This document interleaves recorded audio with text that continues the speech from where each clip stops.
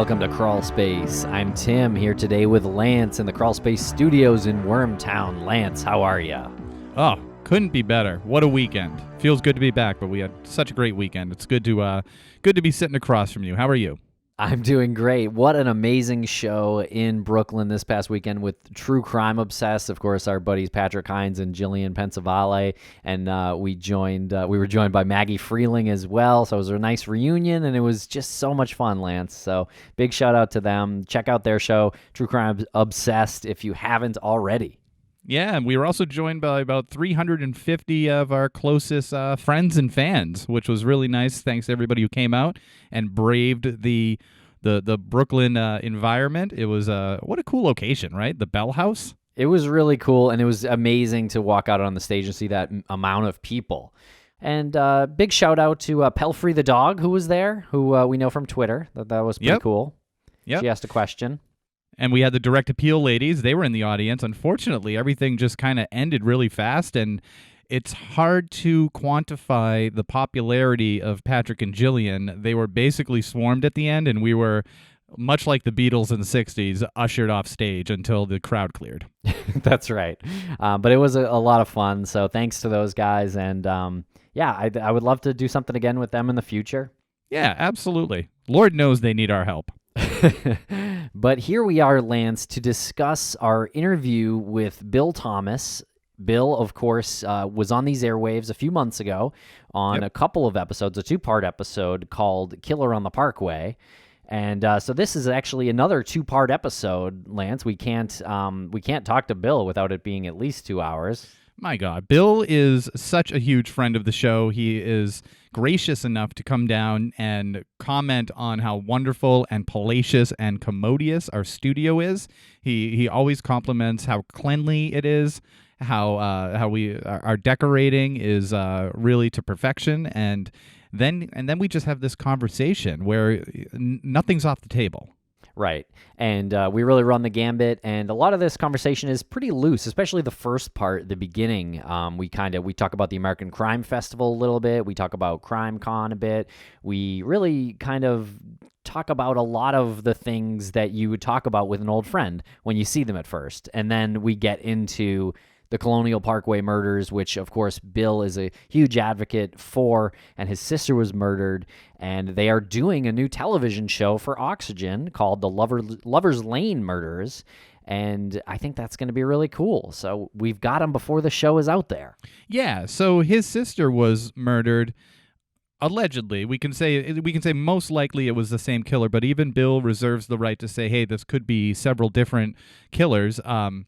His sister was murdered along with Rebecca Ann Dowski, and it was Kathleen Thomas is his sister, and her girlfriend, Rebecca Ann Dowski. They were both killed on October 12th, so we're coming up to the anniversary in 1986. And then there were also 1, 2, 3, 4, at least like other couples that are linked to the Parkway Murders, but again, this is a series of murders that could be one person, could be several people, but Bill is made it his life mission to get to the bottom of all of them. Right, and so I really hope you enjoy these episodes. We got a ton of great comments on the previous two-parter, so I think you'll really enjoy hearing from Bill Thomas again, and he's coming to American Crime Fest. He's doing 2 panels, Lance. He's doing one called How to Advocate for Your Missing or Murdered Loved One using social media, and he's doing that with Sarah Turney, whose sister Alyssa Turney went missing from Phoenix, Arizona. He's doing that with Kelsey German, whose sister Libby, of course, was a victim in the Delphi murder case, and Jenny Carreri, whose sister Jody LaCornu was murdered in Baltimore. So we've got 4 real rock stars of social media who advocate for their sister's case, either missing or murdered. And then he's going to be on stage with Gemma Hoskins, and they're going to have a sort of fireside chat. If you don't know who Gemma Hoskins is, she is one of the investigators in the Netflix series The Keepers, which it revolves around the murder of sister Catherine Sesnick. and that was a murder in 1969. She was abducted and found dead a few months later. The killer has never been found, and Gemma is leading the investigation on it, sort of the citizen investigation on it. And Bill and her are going to sit down, and he's going to field questions, and he's going to have a nice conversation with her, really informative, and they're both looking forward to it, and a lot of people are looking forward to this one as well. Oh, I can't wait, Lance. So that's coming up soon. That's going to be in Wildwood, New Jersey, November 8th, 9th, and 10th, 2019. It is going to be a wild time. Lance, we are keeping the wild in Wildwood. Okay, so check out AmericanCrimeFest.com, and we really hope you enjoy these episodes. And part 2 will come out tomorrow on Thursday. So thank you very much for listening.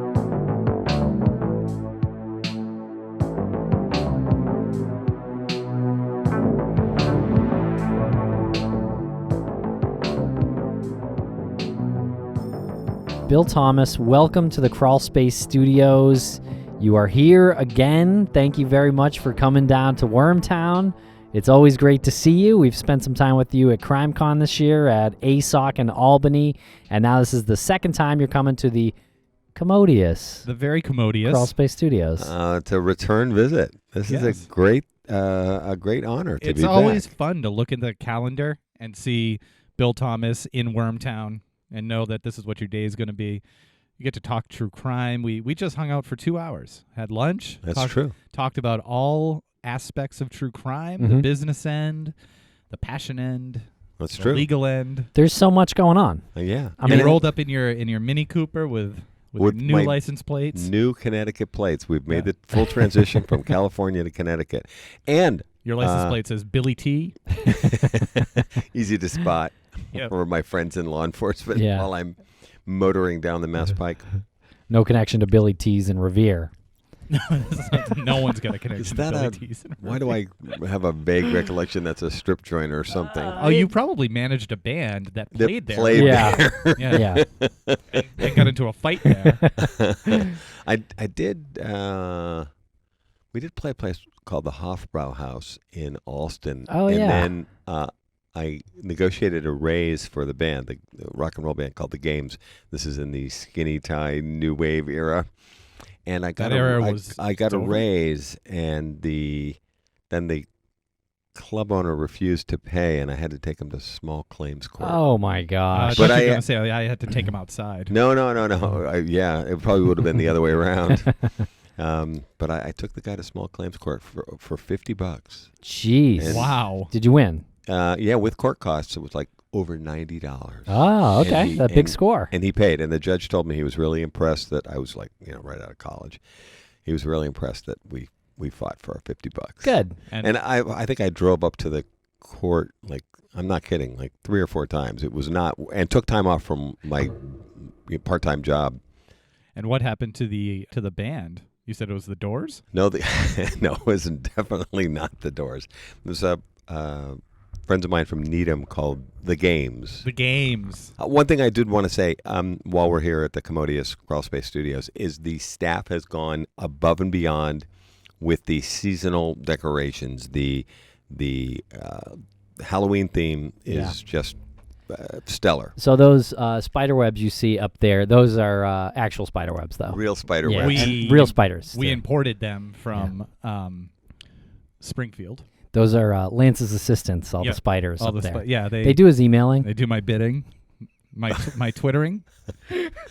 Well, All brown recluse spiders, so stay on their good side. you guys, look, you're the two entrepreneurs that decided to go with the creepy name of Crawlspace Yeah. for one of your successful podcasts. Yeah, you get what you get. You reap what And you sow. Right. You sow what you reap. You get what you get, and you don't get upset. Yeah. Oh. See what I did there? Wow, I Yep. like that.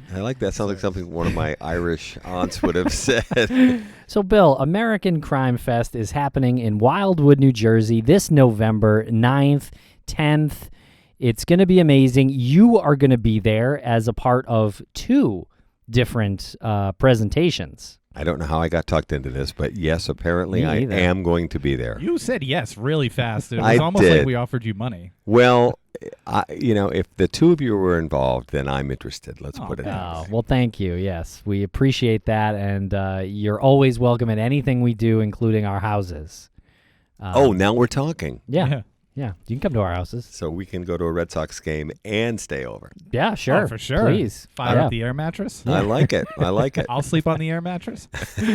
But you are going to be part of what we're calling a fireside chat scenario, an environment with Gemma Hoskins from The Keepers. Yes. You hooked us up with her. She's a lovely lady. Tell us a little bit about The Keepers and how you met Gemma, what your relationship is with her. Well, let's see. For your listeners, if they've never watched the television series, which I want to say off the top of my head was on Netflix last year, called The Keepers, it's an amazing series. And Gemma was one of the two survivors from this high school class who have been looking into what happened at their Catholic women's high school many years ago to one of their favorite teachers who was brutally murdered. And Kathy Sesnick, her name is. And I just thought Gemma was such an amazing presence on the television show, and she's been incredibly dedicated to this case, and I found her very inspiring. And then last year at CrimeCon, I guess that's the year before last now, I walked up and introduced myself to her and kind of gushed and told her how amazing I thought she was. And we exchanged information and have stayed in touch. And I just think she is absolutely the most interesting and inspiring victims advocate that I can think of. And here she is following up on a case that stretches back, I think, more than 40 years. And she is truly a force to be reckoned with. And I came up with the idea of, which is probably just a good excuse for me to have a great conversation with her, of a fireside chat format where I would, instead of a situation like this where I'm answering the questions, I could ask her some questions. And, because she said she wasn't crazy about just, the straightforward presenting of the case. Right. She didn't particularly enjoy that. And I thought, I got an idea. Why don't I sit down with you and we'll ask questions? And I love it. And she's going to be fantastic. Yeah. And you're wrapping up the Saturday night, Saturday the 9th. You'll be sort of batting cleanup. No pressure there. No. Just to make certain things close out on an amazing note before people go out for dinner or whatever. Yeah. And then you're leading off on Sunday, I believe. The Hangover Special. Bloody Marys with Bill. And that's a panel that is going to be moderated by Mike Morford, of course, our good friend, and he's going to be moderating a panel called "How to Advocate for Your Missing or Murdered Loved One Using Social Media." And so you are on that. We've got Sarah Turney, whose missing sister, Alyssa Turney. She fights for like a demon online in a good way. And Jenny Carreri, very nice demon.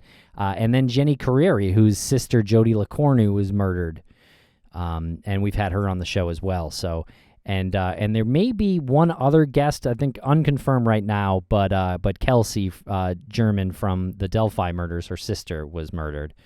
So that is another component that we hope is coming together for this festival. But I really think that panel is going to be incredible because, Bill, there are so many unsolved cases. There are so many missing persons, and not a lot of those family members or friends can do what you and those other people we mentioned do online through social media. No, I think that's true. It's funny, when you were listing the panelists and possible panelists, I thought to myself, okay, here's 3 amazing women, and I better bring my A game and make certain I get some sleep that night because they really are incredibly impressive. And I've had the good fortune. I hope Kelsey is able to be there. I've done a podcast with her before, and she's, not only is she doing an amazing job of keeping the Delphi case alive and in the media and keeping a focus on what many people say is a solvable case. I think Jenny and Sarah, in their own way, have also advocated for. I think they're both siblings in this example.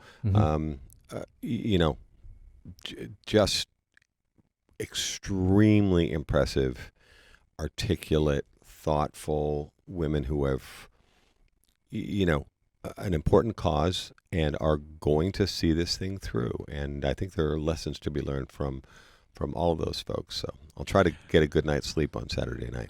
Well, even if you don't, just commit to it. Well, I think that panel is going to be really interesting for people who don't have a murdered or missing loved one. But for the folks out there who do, I think that panel is going to be invaluable. Oh, sure. And I think the advocacy part of what we all do, those lessons. That's a good point. Yeah. Would apply to anything that you feel passionate about. In other words, thankfully, most of us are going to go through our lives without losing a loved one in the way that we have. But I think, I don't care whether you're promoting the church bazaar or, whatever, I think the principles and how we've each done what we've done is probably applicable to anything you'd want to get the word out about. And I'm sure we'll talk about how social media has changed the landscape for cold cases and true crime. It's made, the good work that you guys do possible, yeah. I would argue. And I don't think you have to be a loved one or family member to advocate for a certain case online. In fact, we've seen people with no connection to the case do the same thing. So you can get something valuable from that panel anyway. And maybe there's a case that you are passionate about and that you don't know how to start. And they don't have someone like Bill or Sarah or Jenny or Kelsey who's helping to move this case forward, raise awareness, and put pressure on law enforcement. No, I think you're right. And it's funny. We've been very lucky in the Colonial Parkway Murders. Kristen Dilley, who does our social media for our Facebook page. Shout out, Kristen. There she is. We'll get a smile out of her. She's someone that contacted me. I think we were figuring this out the other day, 5 years ago, completely out of the blue, and introduced herself and said, I'm a teacher and a writer, and I'm working on a book on losing a loved one in this way. And that book is still something she's working on. Oh, good. And she asked me if she could interview me for the book, and I said, sure. And then just over the course of that conversation and then many to follow, I was extremely impressed. But here's someone who is a true crime fan and, a writer and someone who's interested in helping. She had no direct connection other than being from the area of the Colonial Parkway Murders. But I think there's so many different ways that people can get involved in advocacy of anything worthwhile. They could be promoting the car show in their town. The principles, I think, are the same. And so hopefully most of us won't be working on something as downbeat as losing your, sister in an unsolved murder case, as I think all four of us on that panel have experienced. Yeah, you're right. Actually, it's sisters. I didn't even realize that all four. There's a sister involved. Wow, interesting. Yeah, and all have different sort of circumstances that come with it. Your sister Kathleen might be part of this Colonial Parkway murder spree. And Sarah Turney's sister, Alyssa, has not been found. Most likely murdered, but has not been found. So it's different types of being an advocate for your missing or murdered loved one. And also there's that family element that comes with it as well. We know through Sarah that her stance on this has alienated herself from her family. And that's not the case with you. So this is going to be a really rich panel is what I'm saying. No, but it's funny. We'll probably want to talk about that. Yeah, definitely. However briefly. Not everybody completely understands. And, my family's kind of come around. They were not thrilled about this when I got involved more heavily in the Colonial Parkway Murders. It's really interesting. 10 years ago this fall. At the time, things like stuck, obsessed, Bill needs to move on here. Comments like that were made. But then it's funny. They actually, my family came around. Well, have those words changed, or just the connotation has changed? No, actually, my family has completely come around. Yeah, but my, I mean, my brothers and their respective spouses and the rest of my family are, lovely people, and we all try to support one another, whatever we're doing that is worthwhile. but I just mean that you wouldn't probably, call yourself not obsessed with the case at this point. I'm just saying it doesn't have a negative connotation that maybe some people in your family saw early on. Yeah, it's funny. I'm working on my book. Maybe I should work in my true crime obsession. But what's the problem with being obsessed with your sister's murder? Yeah, you're all. I mean, yeah. you come across as a very genuine, well thought out and put together human being. You don't seem damaged outwardly with obsession. You don't seem damaged by obsession. It seems like you are advocating in the most productive manner you can. Well, you try to. I'm not saying I don't have my dark moments. Of course. And, we all do. And, I think one of the things that helps is try to do something worthwhile with your concern. I mean, I said to you both when we were having lunch, I have kind of a little prepared speech that I give almost everyone I meet, which is, okay, I've agreed to do X in order to move the Colonial Parkway murders forward. But, I'm pretty upfront, and I've said this hundreds of times. I want to be clear here. I'm thrilled to participate in this example, a podcast, but my agenda, and I think it's very helpful to be that upfront, is I'm trying to move forward the murder investigation of my sister, Kathy Thomas, her girlfriend, Rebecca Dowski, and 6 other young people in the Colonial Parkway murders. And, like now we're working on a television show. I'm thrilled that we're doing a television show for Oxygen, and I can't talk very much about it, but the fact that it's happening, it makes me really excited. And the team is amazing, and I think it's going to be really a phenomenal television show. It won't be on the air until next year, but these things take time. Yeah, and so you recently shot this show? We just started production in Virginia for the Oxygen Network, and the show will be on the air probably next spring. So that's great. Spring 2020, and that's probably all I can say. Can't wait. And the Texas Crew production company was involved? Right. So it's people that they Old actually friends had of ours. nice things to say about the two of you. Stop lying. Hard to believe. The kindness to children and small animals that they witnessed was just, they were very impressed. Well, we're It's big understandable. fans. Yeah, No, big, actually, big fans of Texas Crew. A bunch of the crew from Texas Crew Productions, really did express what a great time they had working with you on the Maura series. And our television show is co-produced by Texas Crew and our friends at XG Productions in Los Angeles. And I'm thrilled. It's been a long time in coming, and I hope people will watch the show and learn about the case and enjoy the unfolding of the story at the same time. Yeah, we've got friends in all those groups, XG and Oxygen. So I can't wait for the show. What's it going to be called? They seem to be calling it the Lovers Lane Murders. I don't know if that'll end up being a working title or, but right now, all the paperwork says Lovers Lane Murders. Okay. And what drew you to these guys, or vice versa? Jim Clemente, legendary former FBI profiler, and I sat down. I think it's going to be 3 years ago this winter. I sat down at Jim's house. He had me over for dinner. We had barbecue, and he just asked me a ton of questions about the case. His profiler's instincts and training just kind of kicked in, and we sat there for hours. We outlasted a number of other dinner guests who were there to join us. We just kept going, and probably 7 o'clock to midnight or something like that, going over the particulars of the case. And then I really liked Jim and admired his background and his intelligence, and Jim has a real intensity about the work that he does.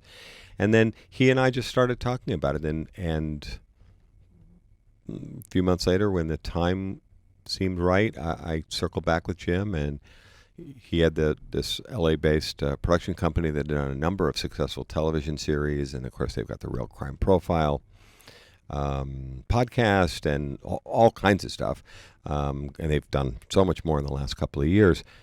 I circled back with him and I said, I think the time may be right, and so he and I started working together on that, and he went out and pitched it, and Oxygen came on board, and then they brought in Texas Crew Productions to help beef up on the production side, and so the two companies are working together to create a new limited television series. It sounds like you have an incredible crew, an incredible team that's put together for this.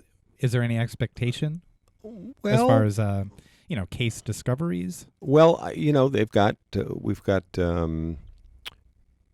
former FBI agent Maureen O'Connell on the case, and Lonnie Coombs, who's a veteran prosecutor. Ooh, she might not like me saying veteran.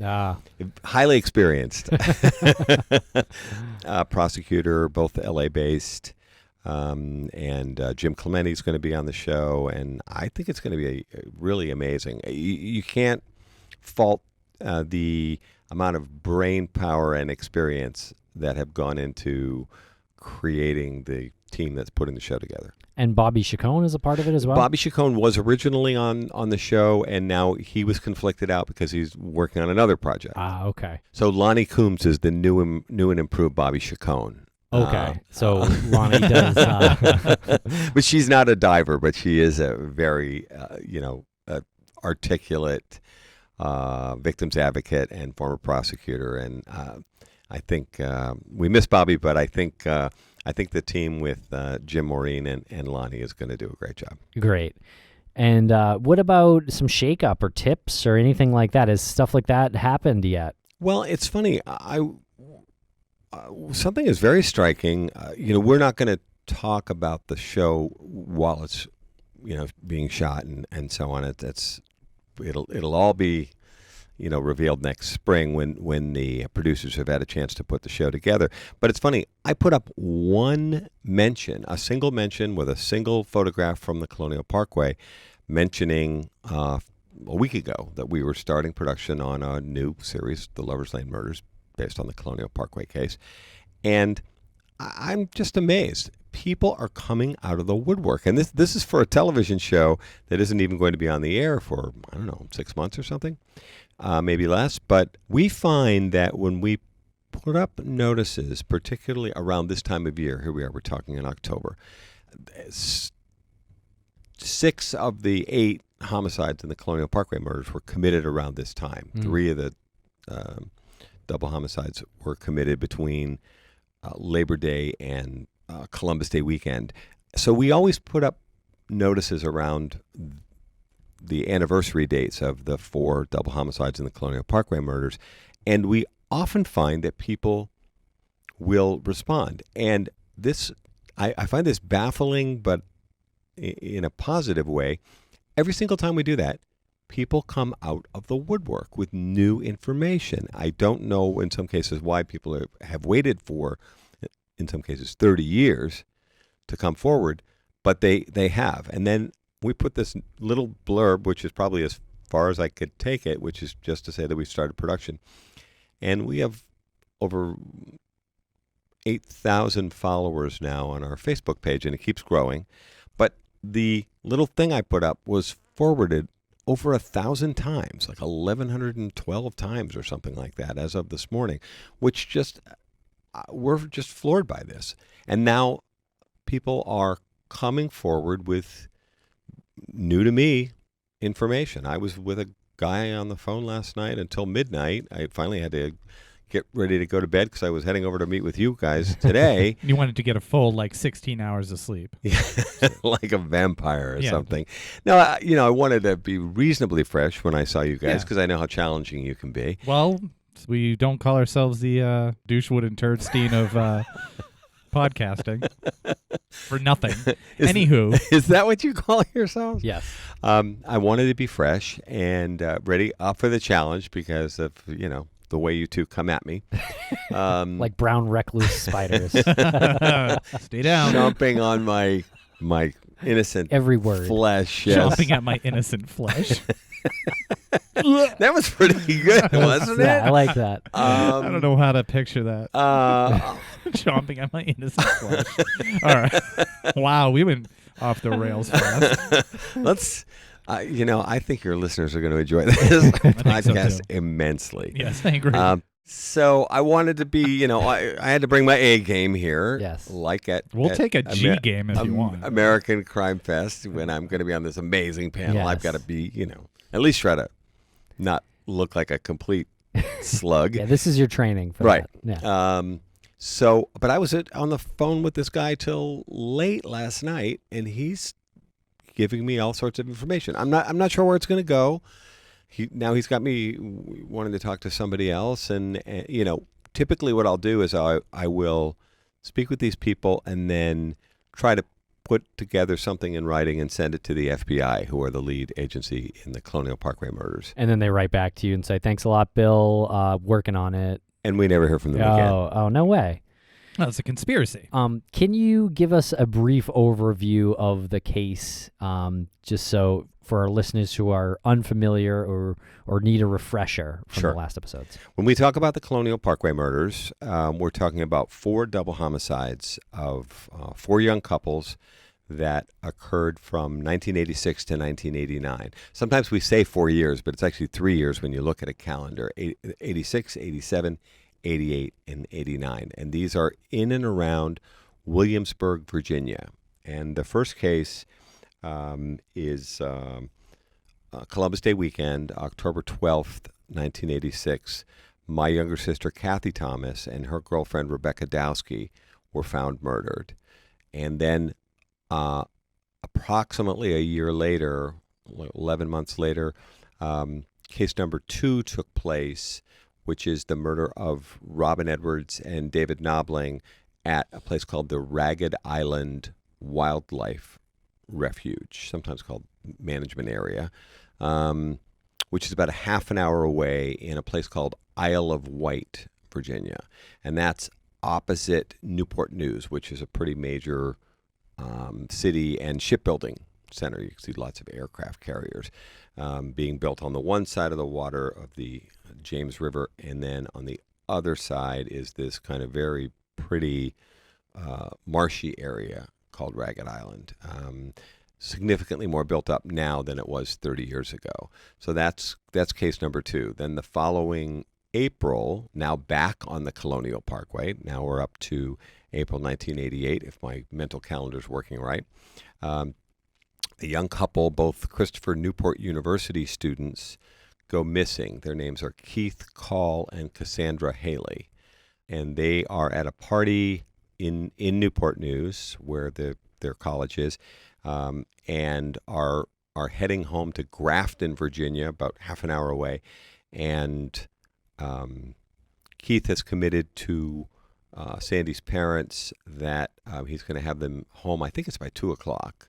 I sort of smile when I think about, meeting at 2 a.m. curfew, because that would have been me, many years ago. And sadly, Keith and Cassandra go missing and have never been found. Now, the car, Keith's Toyota Celica, is found on the Colonial Parkway about a mile or 2 from where my sister Kathy's 1980 Honda Civic was found.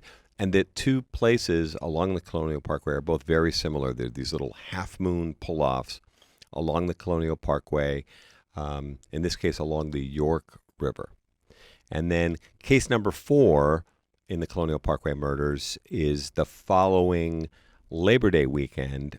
Another couple go missing along Interstate 64. They're driving from Amelia County, Virginia, which is up closer to Richmond, down through this peninsula tidewater area on their way to Virginia Beach. And it's funny, I call them a couple. They're actually not a couple per se, but really traveling companions. Anna Maria Phelps and Daniel Lauer are their names. And Anna Maria was actually dating Daniel's brother, Clinton Lauer. And they're returning from Amelia County, going down to Virginia Beach. They go missing over Labor Day weekend 1989, and then their bodies are found about 6 weeks later in the woods by hunters in a state of pretty serious advanced decomposition. They're lying side by side under a blanket that was taken from Daniel's car.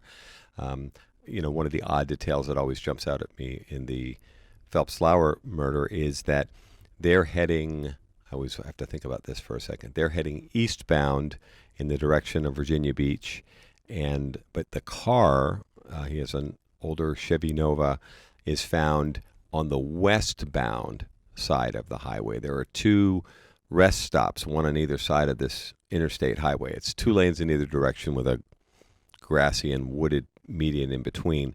Rest stop on one side and then a mirror image rest stop on the other side. The car is found headed in the wrong direction, as if it is being driven back from Virginia Beach up to Amelia County, and not in the original direction of travel. So it does appear that they may have been taken from the car or in the car, taken to the next exit towards Virginia Beach, where the perpetrator probably exits, takes them to the woods, kills them, leaves the car there, and then drives the car back in the wrong direction, back to the rest stop. The opposite way that they were the heading, opposite yeah. way. Wow. And so it's funny. I don't mean to get too far down into the details of the case, but the 4 double homicides, so they all happen over this 3-year period. In 2 of them are FBI cases, Thomas Towski, which is case number 1, and the disappearance of Keith Call and Cassandra Haley, which is case number 3. Those are FBI cases from the word go, because in those examples they occurred in a national park, the Colonial Parkway Oh, okay. National Park. So they, the National Park Service Police and the FBI are the agencies with jurisdiction. The other 2 cases, case number 2, Edward Snobling, that's the one at Ragged Island, is a Virginia State Police case. Was that intentional, separating it like that, you think? Well, it's just the way things worked out from a jurisdictional perspective. Yeah, Sadly, if you're murdered in a national park, the FBI is the agency of record. Yeah. If you are murdered outside a national park, then it would either be up to local or county law enforcement, and then the Virginia State Police will assist. In these 2 examples, Ragged Island and the I-64 murder, number 4, Phelps-Lauer, which is in New Kent County, Virginia, those agencies, the sheriff's office in Isle of Wight County and in New Kent County, these are pretty rural areas. They didn't have the resources, really, to investigate a murder, so they actually handed the case off to the Virginia State Police. Okay. I guess what I'm asking is more of like the killer's intentions, which no one really knows. But I mean, the killer's intentions, I'm wondering if they were aware of jurisdictional lines and tried to confuse the entire case. Yeah, land them in different spots. Yeah. Yeah, would they know that I'm dumping in a national park, that's FBI? If so, then you're looking at someone who has at least a little bit of insight into the legal system. No, your question is a good one. Of course, first, I think it's premised on an assumption, which is, are the double homicides in the Colonial Parkway murders even actually related? Right. Well, let's put a pin in that for a second. You make a good point, though, which is, if they are related, let's go with that for a second. It is interesting that this perpetrator or these perpetrators do seem to move things around. If you take the center point of the 2 murders on the Colonial Parkway, and I'm just choosing that at random, it's about a half an hour in either direction to Ragged Island on to the southeast. I'm thinking my mental map here. And the Interstate 64 rest stop and hunting area where the bodies were found in Phelps-Lauer. It's about a half an hour to I'm doing this mentally, I think that's the northwest. It is interesting that these murders would take place on the parkway, off the parkway, on the parkway, off the parkway, and in opposite directions. And maybe it's not a coincidence that in the Interstate 64 New Kent County example and the Ragged Island example and Isle of Wight County, that the killer or killers are choosing areas that respectfully don't have much law enforcement presence at all. Yeah. Now, you mentioned that you sat with former FBI profiler Jim Clemente a few years ago to discuss the case. I don't know how much you can share about that, but did he shed any light on the killer for you, or does he even think it's one killer? Well, he has not. He's actually in the process of reprofiling the case. Now, obviously, he's a retired FBI agent, so he doesn't have complete access to the thousands of documents in the files and so on. But it's funny, actually, Jim, with his profiling training, would not listen to this podcast, for example. He wants to approach things and go where the evidence takes him, not what Bill Thomas's opinion is of the case.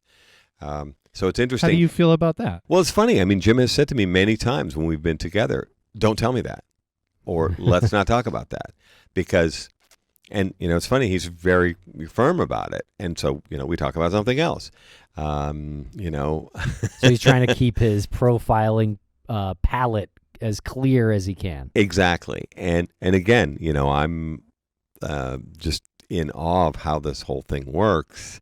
And, I've watched Mindhunter and yeah, good show. Read the books. And I think it's profiling is both an art and a science. But it's funny.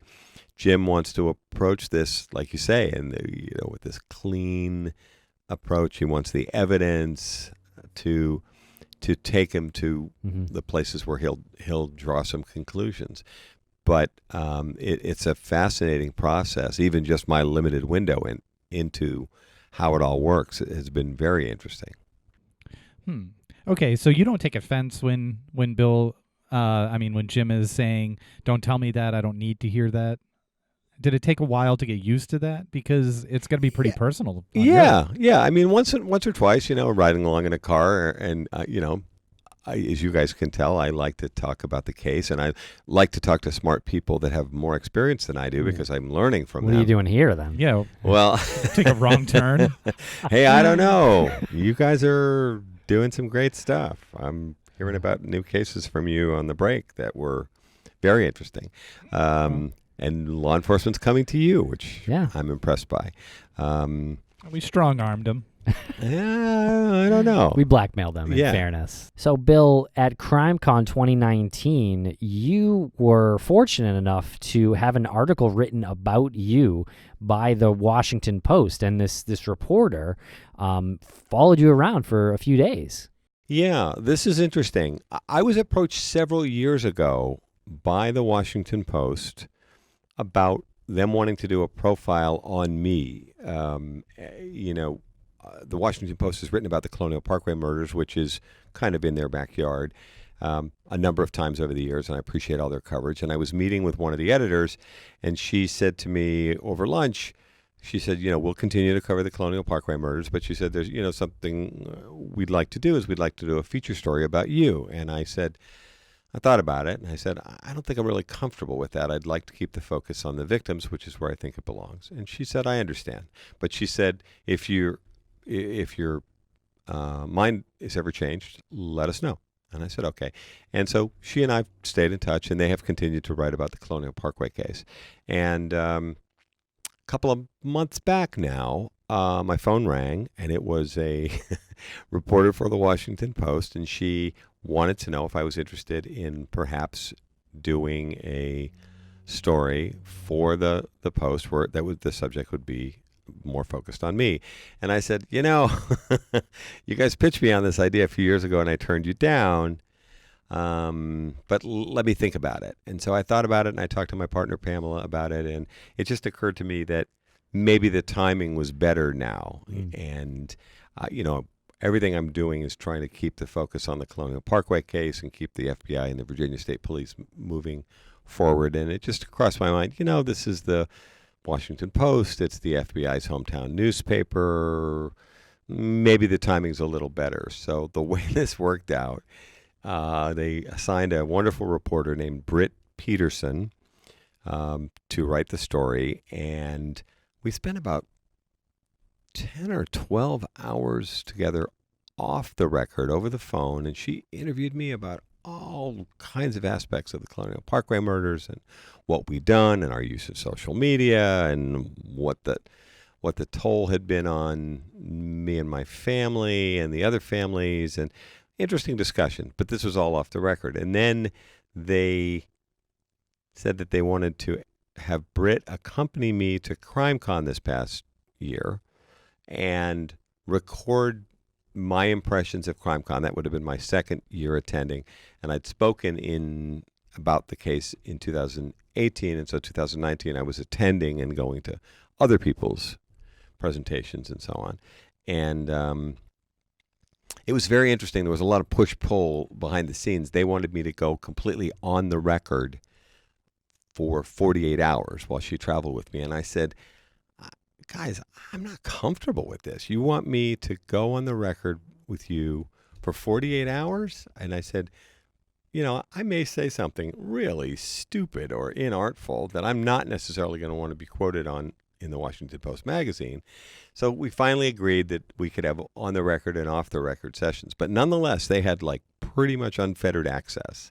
And they wanted to get my impressions of CrimeCon. And so, I offered impressions that were both good and not so good. There were some things about CrimeCon that I love. I love the thousands of people are there and they're in attendance and they're interested in true crime and in learning more about these cases. And they are, I generally find very supportive of the families involved and the investigators and pulling for our collective success. And there's a lot of journalists there, tremendous turnout from the podcasting community, yourselves included.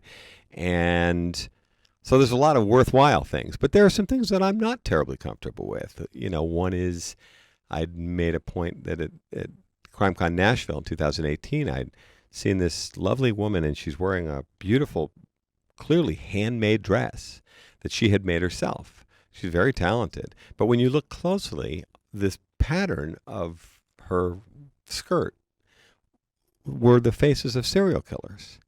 And this made me terribly uncomfortable, and it still does. I think that we the people, all of us, should not be focused on serial killers, and we shouldn't be glorifying serial killers or celebrating their images. And, as someone whose sister may be the victim of certainly is the victim of a murderer and might be a victim of a serial killer, I have to admit, it makes me really, really uncomfortable for all of us. Yeah. And people talk about, cases and they refer to them by the names of the murderers.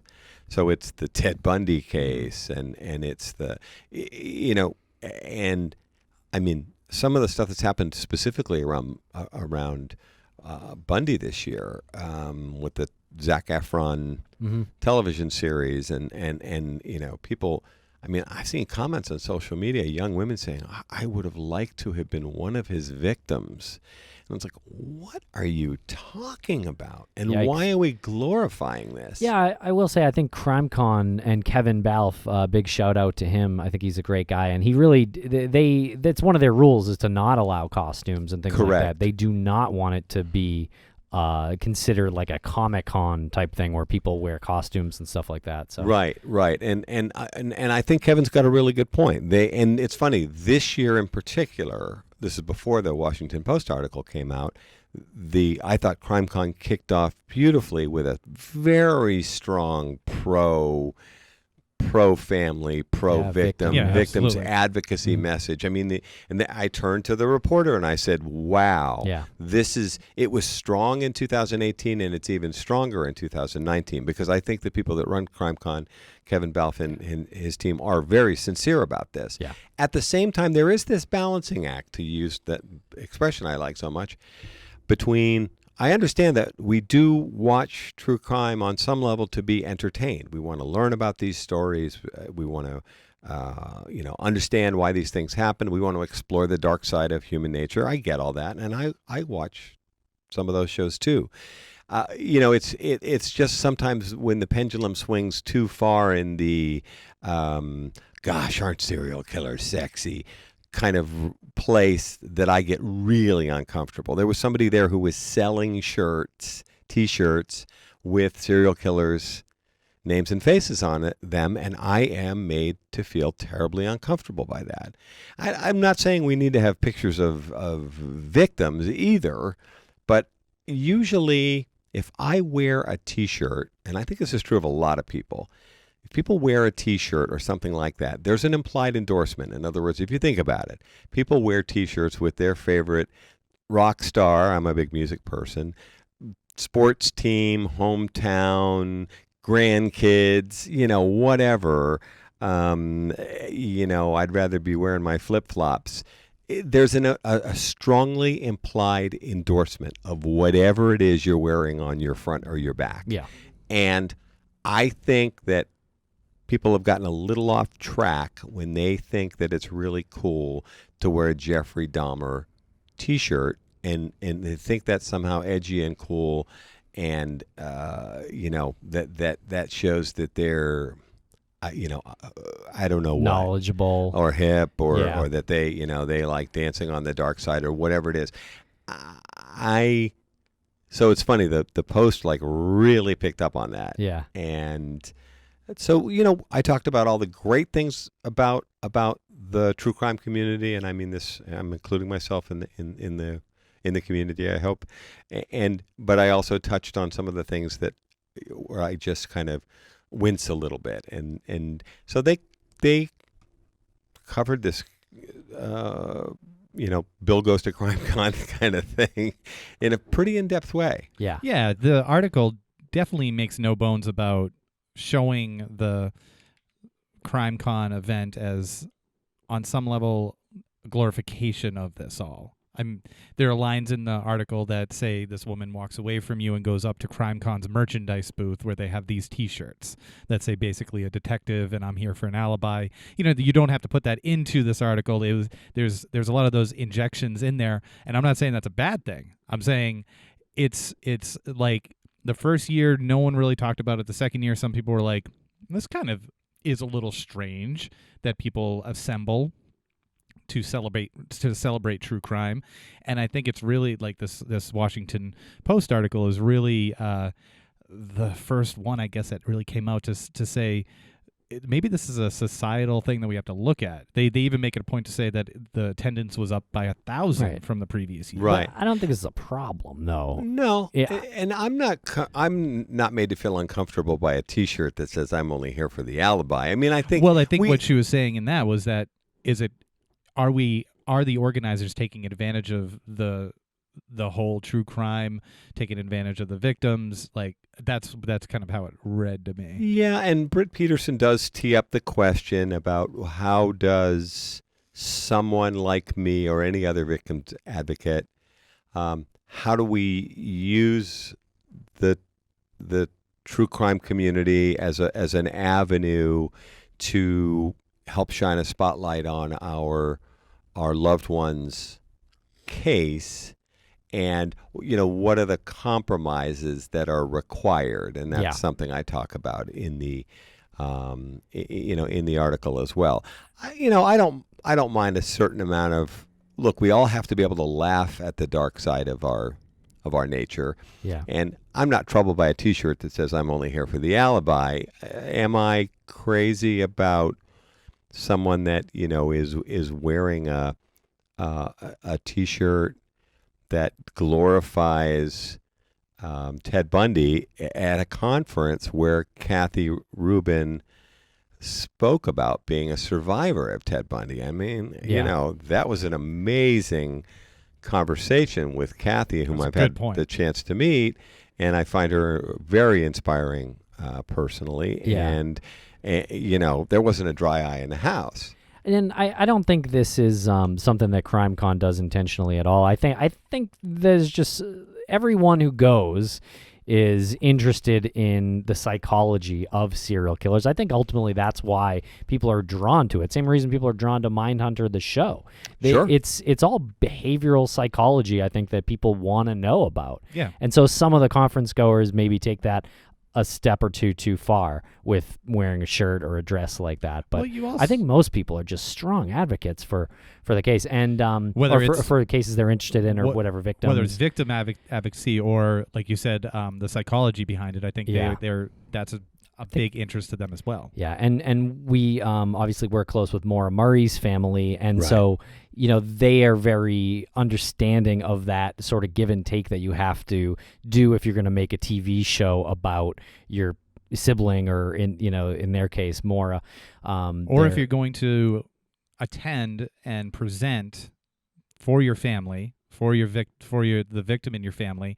If you do that at CrimeCon, you also have to understand that the company that runs CrimeCon and the company that sponsors CrimeCon, they operate a business as well. So in order for one thing to exist, the other thing has to exist. It's a percentage thing. And they have to sell merchandise. They know that people are going to buy the merchandise. That merchandise goes into the next CrimeCon or maybe the CrimeCon cruise. Yeah. Either way, you now have a platform where last year over 1,000 more people attended, and now you have a platform, so there's give and take here. Yeah. You have to see the capitalism in order to understand that that's what it takes to get the platform. So I'm good with like 95% of what happens at CrimeCon. My family has never been a victim of a serial killer or not gone missing or something like that. But I'm sure Maura's family who attended this year, that percentage isn't quite the same. And with you, I'm sure that percentage isn't quite the same. No, it's probably not. And I totally get what you both said about look, here we are, we're working on a television series, and I recognize that the audience for a story about the Colonial Parkway murders, the Lover's Lane murders, is largely going to be, part of that core audience are all the folks I met at CrimeCon. And by the way, I met hundreds of people the year before last when I spoke, and then this year attending, and they were wonderful and very, very supportive. So it like a lot of things, it's just a matter of finding the right balance. I think CrimeCon has achieved that. There are aspects to the victim's advocate role that are sometimes a struggle in terms of as I said to Britt Peterson, how much more do I need to compromise to get our story out there? That's a great point. And I'm sure other families have had to deal with the same thing.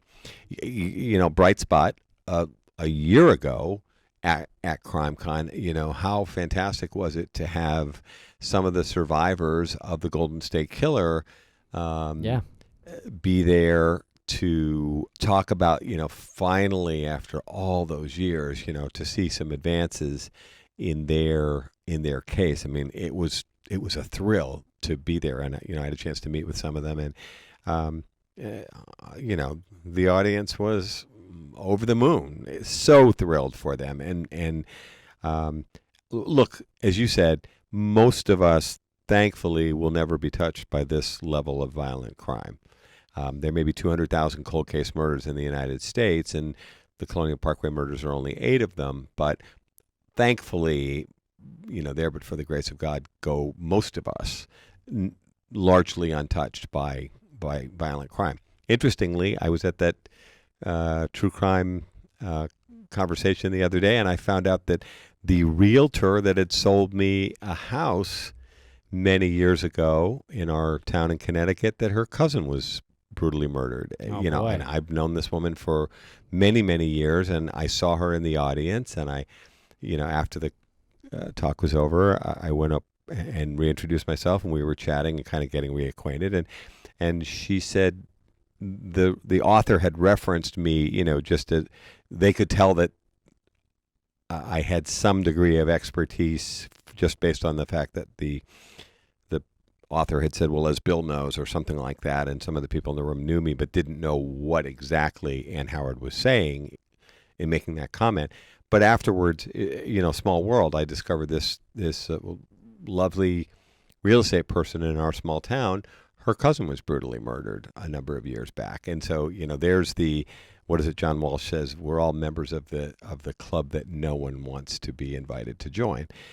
I never knew this about Jeannie, and she never knew this about me. And it's funny, now she and I have one more thing in common beyond her selling me a house years ago. Was that an unsolved murder, or did they catch the person? It was solved, but in a very, very unsatisfactory way. She gave me the short version. We were chatting in the parking lot afterwards, and she gave me the short version, and it sounded like a complete debacle. And something Ann Howard had mentioned in her talk about very, very serious problems we had in the crime lab here in Connecticut that I'd never heard about before, because I'm a new Connecticut resident, about a whole scandal involving the Connecticut crime lab and failures of leadership by the director, and they hadn't properly linked into the CODIS system, so cases that might have been solved were never solved because their computer wasn't talking to the FBI's CODIS database, and just untested evidence, and on and on and on. I was just floored. These were stories I'd never heard before.